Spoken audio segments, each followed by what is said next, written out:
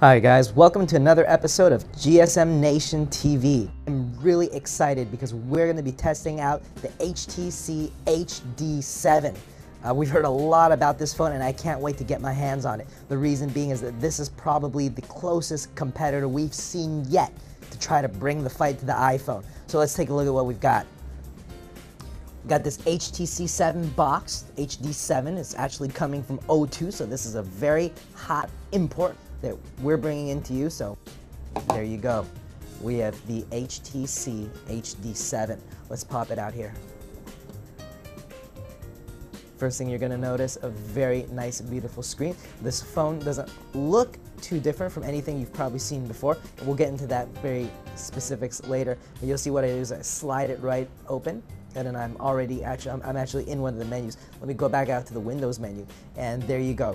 This is the iconic Windows 7 menu. And this is going to look the same on all phones. It's not like the Android where everyone's got their own build on it. So whenever you see this, you're going to see that this is a Windows 7. We already covered the HTC 7 trophy, but this is very different because what you're going to notice is that this is smooth. This is smooth like melted butter. You see the pickup on this 4.3-inch capacitive LCD screen. It just picks up on the slightest movements and it moves right with your finger. So very much this is already one of the most impressive touchscreens we've had. But what I want to do is I want to toss the phone aside for a sec. Let's turn this into an unboxing. We've got the instruction manual, nice little Windows booklet, mini CD, the USB cable, 3.5mm headset, standard charger. So back to the phone a little bit before we get into the key part of the HD7, which is really how well Windows 7 is running on the HD7. Let's take a look at a little bit of the phone hardware. Now you've got the standard 4.3-inch screen that we talked about earlier. This is actually, it's very close to the HD2, and it's also very close to things like the Desire HD. Show you around the phone. We've got the standard buttons that you're going to see with all the Windows 7 phones. You've got a back. So here I'm going back, this is the game section, which I know you're excited already, but we'll go back to that later. Back into the menu button, and then over here we've got a search, and what happens when you press search on Microsoft stuff? You get Bing. So we've got all these really great pictures that show up with Bing.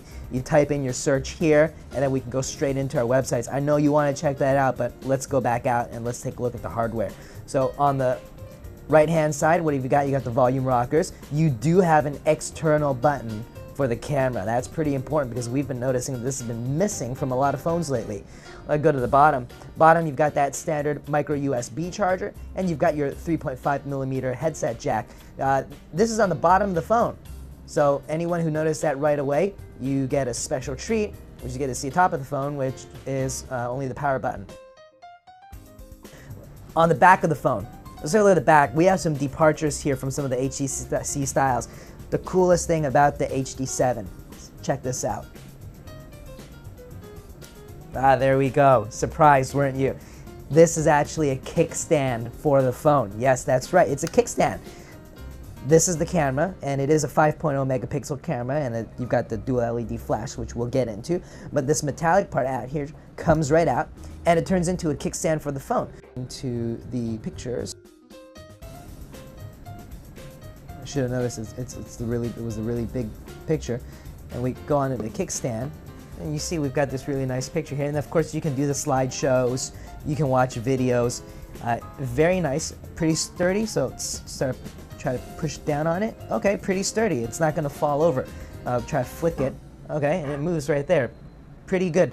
Last thing, on the back of the phone, you see the battery cover. It looks like it's separated. You got a bottom half and you got a top half.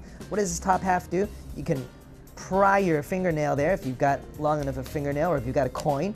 And if you try not to scratch it, you can actually take it apart and you'll see you've got the battery and you've got a compartment for the SIM right at the bottom. One thing I do want to note is that the battery compartment, it kind of feels like a flimsy, plasticky feel. A little bit cheap. Unfortunately, for our review, we're going to have to say that the materials that this has been constructed out of feels like kind of a flimsy plastic. The battery cover feels kind of flimsy, and just the front feels a little plasticky. It's going to be made up more than enough, though, by the OS. let's take a look in more depth into the actual operating system. Again, this is one of the smoothest capacitive screens we've seen yet. This rivals the iPhone. To be honest, I've used an iPhone for a long time. I can't tell the difference between how smooth and how responsive this is. What kind of hardware is used to achieve this? Well, we're running a 1 GHz Snapdragon processor. It's called the QSD8250 from Qualcomm.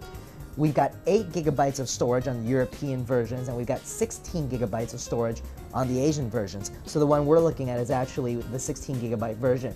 It's got 512 megabytes of ROM and 576 megabytes of RAM.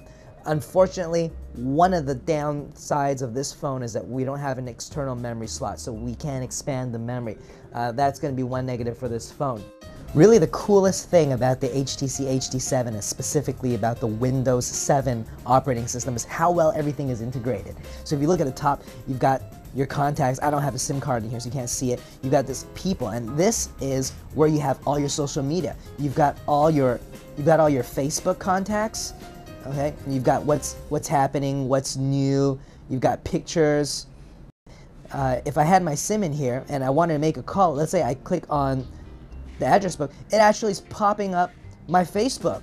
So I can click into people's profiles, and if they have their phone numbers here, and I had my SIM card, it would link the two so that I would actually flip through Facebook almost, find people's pictures, click on them, and that's how I make the calls. Not only is it integrated to Facebook, it's integrated to things like your mail. I've got my Google account set up here. You can also see what the mail looks like. Some of the other features you really want to get involved with is things like, the music and videos, which is integrated to, guess what? It's integrated to Zune. So I'm actually logged into my Zune account, and you can see we like some Japanese music here. You can hear the music from the speakerphone. It's a little bit loud on our recording, but what you'll notice is that the speakerphone for the phone is actually quite mediocre, so it doesn't get any thumbs up for the speakerphone, but it does get thumbs up for very nice integration using the Zune, and you can see it's actually got a lot more than just my music, but it's actually recommending all the new aspects of Zune as well. For all you gamers out there, Xbox Live, you can't live without it.